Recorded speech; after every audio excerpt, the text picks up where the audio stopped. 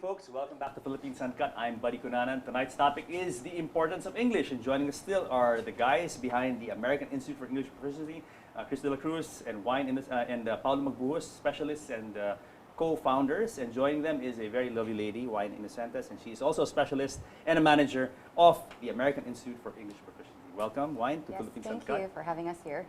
Pleasure is mine. Thank you so much. We had a very interesting talk with Paolo and Chris in the second segment, and we talked about how in your school you've created like this community of learners, that it goes beyond just learning in school, but actually you take this outside, you take this to the practical level, the practical situations to help the students learn in a social environment. Tell us a bit about this, Chris. Well, we wanted to make sure that our students are constantly speaking English. And if they go home, they don't have anyone to speak English with. Or if they go to work, sometimes they say, oh, we can't speak English at work because everyone will tease us. So what we've done is we've taken the American culture and we've brought it to the Philippines. Of course, for example, we just had an activity. I grew up in Hawaii. And since I haven't been back to Hawaii in a long time, I wanted the Hawaiian culture to be part of the American Institute. So we just had our luau about 3 weeks ago. And so we have activities like that. So next week, we're going to have our Independence Day celebration, July 4th. And just last week, we celebrated International Food Festival. I saw it on Facebook. Very nice. Yes. I saw the photos.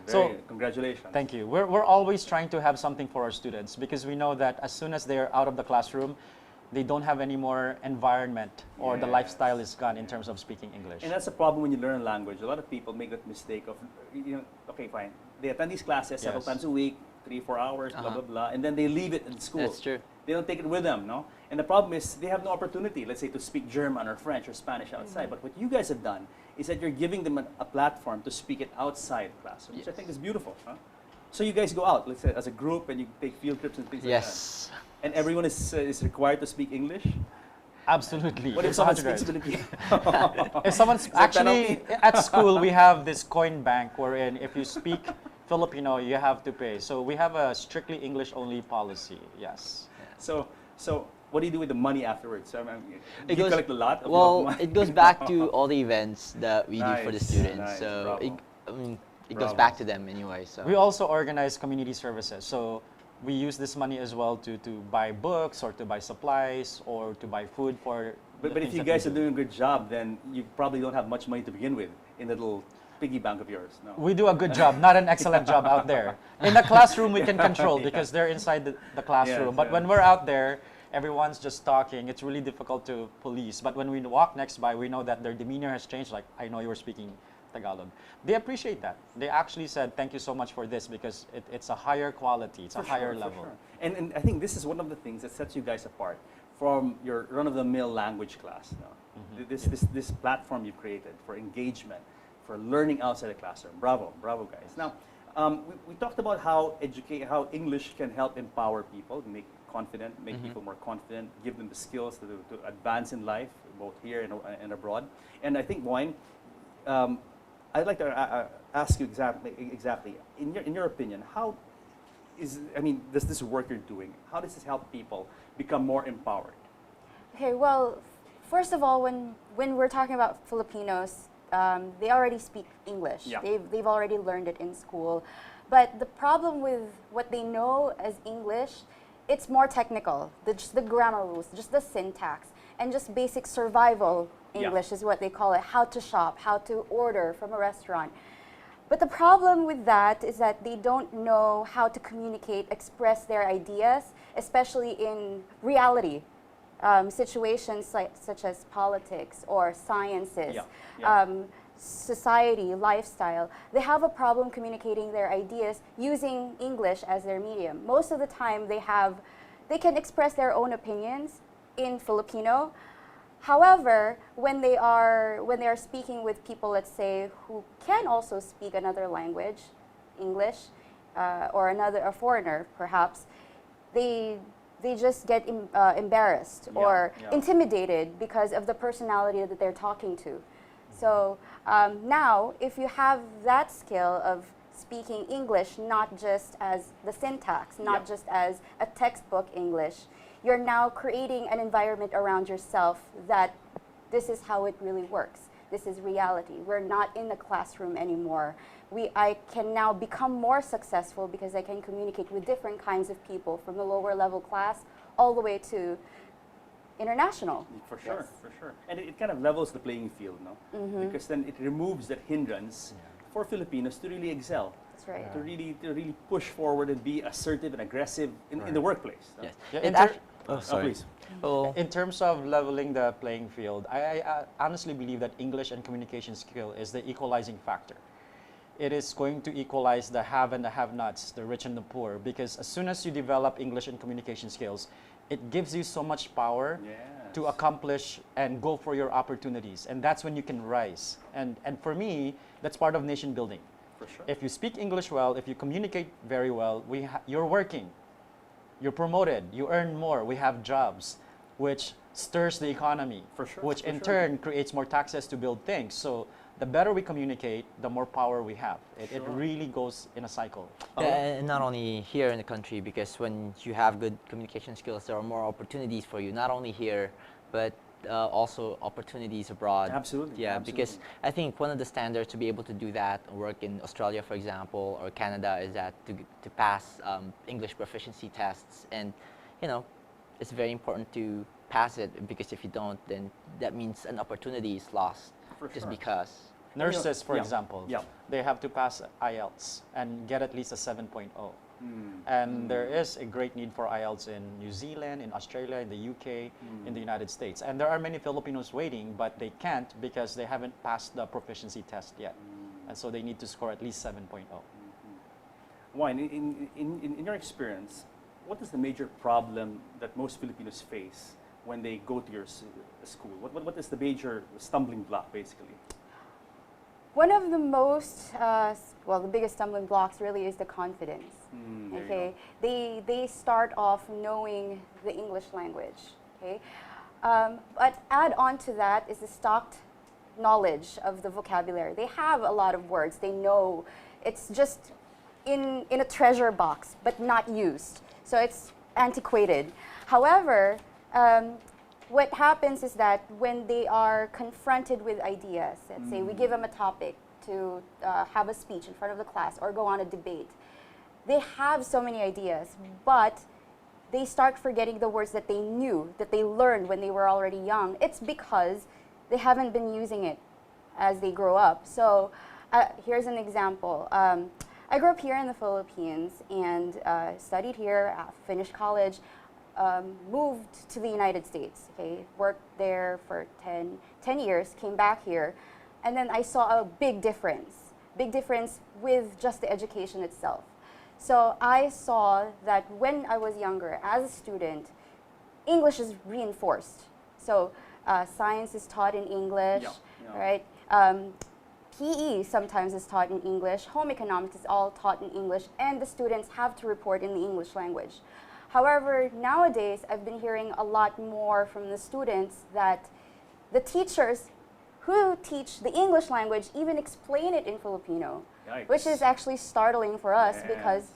and sometimes even the teachers themselves would ask the student, okay, instead of reporting it in English, why don't you explain it in Filipino?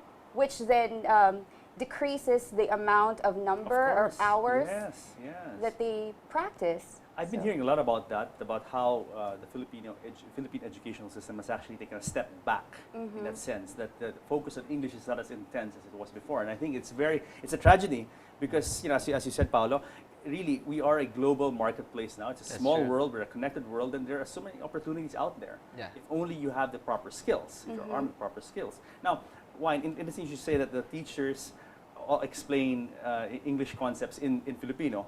Do you guys in the American Institute for English Proficiency have programs that train teachers? Because that's also very important, no? To train the people who will train the students.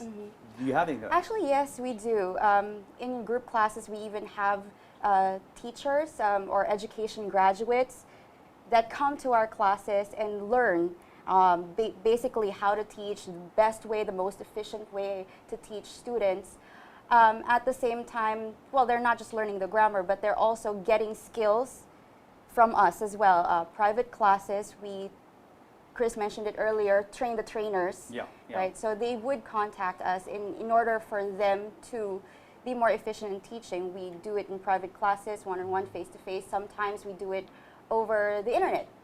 So there you have it. Very And nice, most very of nice. them also do not just teach here Yeah. in the Philippines. Some of them go abroad, say for example Korea or Japan, just to teach English as well. And they see a difference with what they've learned as education majors in universities than that of what they see from us, because we're putting them into reality. This is the culture that you're going to face. These are the topics that you're going to talk about. These are some of the topics you may want to may want to avoid, sensitive issues. But then they also have an idea that it's not just English as a technical as a technical thing, but Yeah. more of it's life. But really, Yes. I mean, preparing them to use it in the context that they will be facing. You know, like That's example, you correct. said teaching English in Korea or in some other countries where they will be faced with an international audience. Yeah, so Right? for me, you have to be cool. You have to be the kind of teacher that is really cool, not just the teacher that teaches data. So that's what distinguishes our specialists, our teachers at American Institute, is because we become like the student, except we have the knowledge in English, so that they don't feel that there's a divide. Yes. We want them to feel that we're just like them, that they're our friends, they're our colleagues, they're our clients, not really a student so much, because for us, it's more of a specialist-client relationship or friend-to-friend relationship. The difference is we know our English and we're going to teach it to them. Whereas in the traditional setting of I am your teacher, you are my Yes, student, yes. they didn't respond very well to that. And so they didn't really get as much. So now when they have cooler teachers, they're more inclined to learn, they're more inspired to learn, and they want to be like us. Yeah, and let's face it, those going to you guys are actually people who are, you know, they're not young anymore, no? They're not Yeah. kids. They're actually professionals Professionals. already. Yes. So you would have to approach them in a different way. Maybe Yeah. they'd be kind of, you know, a bit, you know, Reserved. reserved. Actually, when we first started this school, we were wearing shirt and ties, and it didn't work. We had to dress Very nice, down. very They nice. couldn't approach us. Yeah. They wanted to talk to us, hang out with us. So But it's like there's this divide. yes, there no? was a This divide. They saw us as if we Very were from the nice. academe, and they said no, the academe doesn't work for Bravo, us. bravo. So we changed it. We became more relaxed, and now they want to hang out with us. They want to Bravo. pick our brains after class. Paolo, bravo, bravo. Paolo, you Well, wanted to say something earlier? No, because I was just saying that at the school, I think one of the most important thing when you teach a language is to always make it fun. Absolutely. Because because I've taken English classes, I mean, and studied it here, right? And it's so different from like how it was before. And I think the last thing that I want to do or teach or how to teach is to teach it the same way I learned it. Sure, sure. No, I mean, So- definitely. If you have fun, then it makes everything so much easier, simpler. And you Yes. absorb things. There's no, I mean, you don't have any psychological barriers to absorbing things, right? That's Or- true. You're more expressive. You're not Absolutely. afraid to express your ideas, because even the students must debate the teachers. That's required. Whereas in a traditional classroom, you don't dare debate the professor. True, true. Guys, we've come to the end of the show, but before we go, last words. Let's start. Ladies first, of course. Well, first, thank you again for having us over here. But when I just want to say that when you are learning a skill, put it to heart, because when you're learning a skill, it's not just that you're memorizing things. You use it. And when you are learning a skill, if you just memorize it, you will forget it. However, when you do use it, it's not that you just remember, it's part of you already. So this is what's different about the American Institute for English Proficiency. We encourage you to practice nice, even very outside of the classroom. Very nice. Paolo? I think, like again, like Wine said, I think what makes us different is that we make it fun. So it's not only about just being, it's not just about syntax.